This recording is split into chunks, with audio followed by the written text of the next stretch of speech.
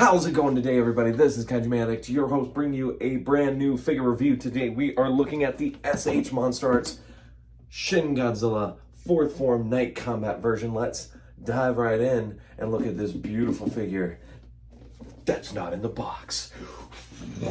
Alright, so let's take a closer look at this brand new version of SH Shin Godzilla.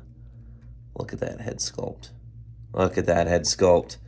Definitely not perfect, but that is Shin Godzilla for sure. And it looks like on my copy, I actually got really good teeth on mine. I got the left eye. His left eye is really good as well. Turn around. Look at that. Things are looking very nice. We'll look at the mouth here in a second. Now the front of the head, the teeth kind of take a drop right there. But then this side of the head, oops, looks very, very nice. We got another really good eye. So both eyes on my Shin Godzilla copy are very good, and the side profiles, at least on Shin, are nice for the face, but the teeth paint from the front is not great, which seems to be a universal issue. So that's not great, but it's not bad either. To look at in the mouth. All right, come on, camera. There we go. Look at in the mouth. That is such a beautiful color. I love the way that they did the inner mouth. It almost looks glittery with how translucent it is. I'm a huge fan of that, man. Such a good look. Going down the body. Close that head now. Look at that. It looks super impressive in the back spines. We'll get a light to show you guys. This will have its own section. This will be a little bit longer review just because I want to show off the translucent bits on this figure, of course, because it's a lot like a certain gigantic figure that came out a few months ago. And it is very translucent. But we've got all the same body mold as the OG Shin, except you could almost say it pops out a little bit better just because it's not painted. Though it is softer because of how the plastic's molded. But man, oh man, am I loving the vibe that this figure is giving off. Look at this huge tail. This is still a very long tail, but look at what we're able to do with the Shin Godzilla. Whoa, I'm able to pick him up and his tail isn't falling straight over. It's so nice. Look at those back plates again. We do have a slightly bent tip here. I'll have to heat gun that, and hopefully it will bend back into place. But that is the only issue so far with my figure, man. Only one so far. Look at that. Look at that detail. Whew. Whew.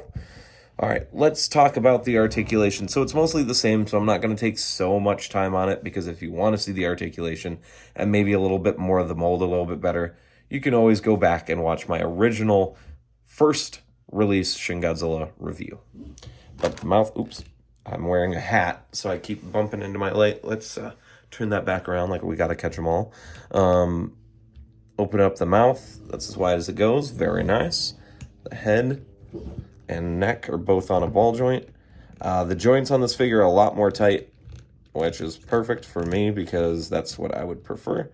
But it's not too tight either. It's a perfect amount of tightness. The abdomen can go all the way forward, and it's not loose. Holds its poses nicely. The arms have articulation, so there's the elbows and the wrists. The shoulders actually can move a lot more. They have a little bit more butterfly move. They can actually twist up and down. These joints can move. He's kind of got a bicep swivel-ish type thing. It's a very weird figure for articulation. But it does work. You can get the arms in slightly different poses. You can't get them all the way in, which is slightly disappointing, but it kind of gives him a different type of stance. Kind of gives him a tough guy stance like that. The legs are also not loose, at least this side, and they can do pretty much everything that they could before, except they don't go quite as out, I feel like.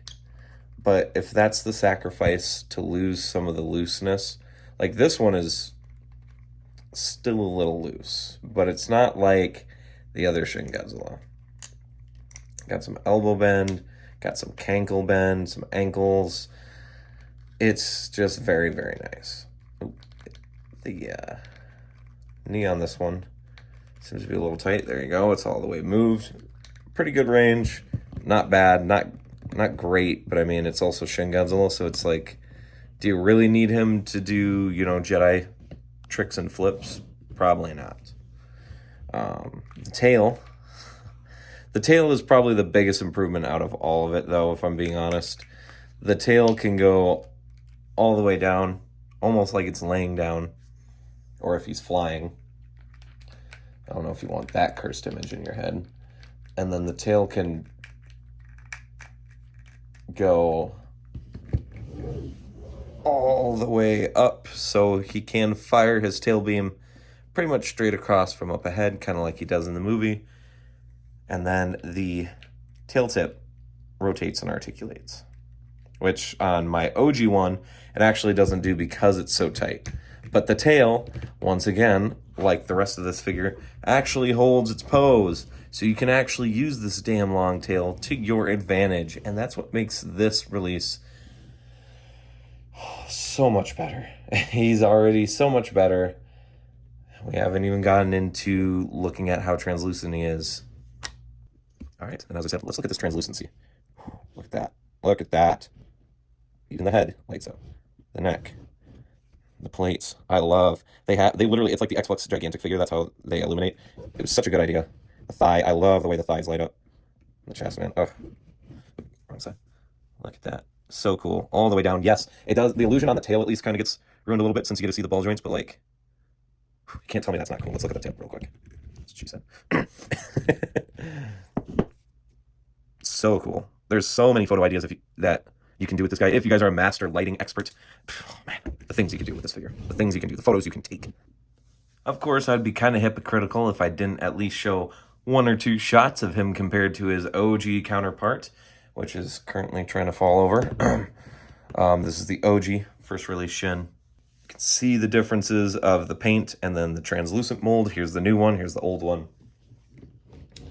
But just how nice both of these figures are. Yes, the OG is still nice, but I am definitely in love with this new release. Yeah, look at, oh, well, there you go. The tail barely got moved and it fell over. And the new one, nothing. All right, I think that's all we really need.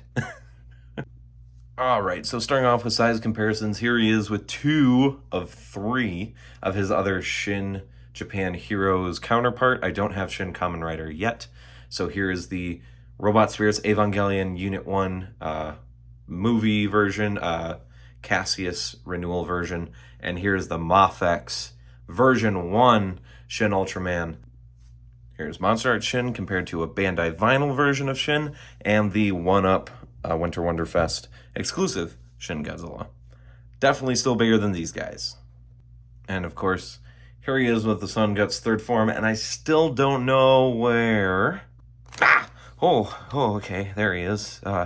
And the Gojiban Manila figure is Please Don't Hurt Me. So with all that being said, 4th form Night Combat version is going to get a damn solid 9 out of 10. This is a figure I definitely recommend you pick up or you upgrade to if you have the OG release. He is going to sell out pretty quickly, I believe. Most of the Japan sites are out. Don't think they plan on getting a restock, so get him sooner than later if you're even considering it. Please like, comment, and if you already haven't, please subscribe.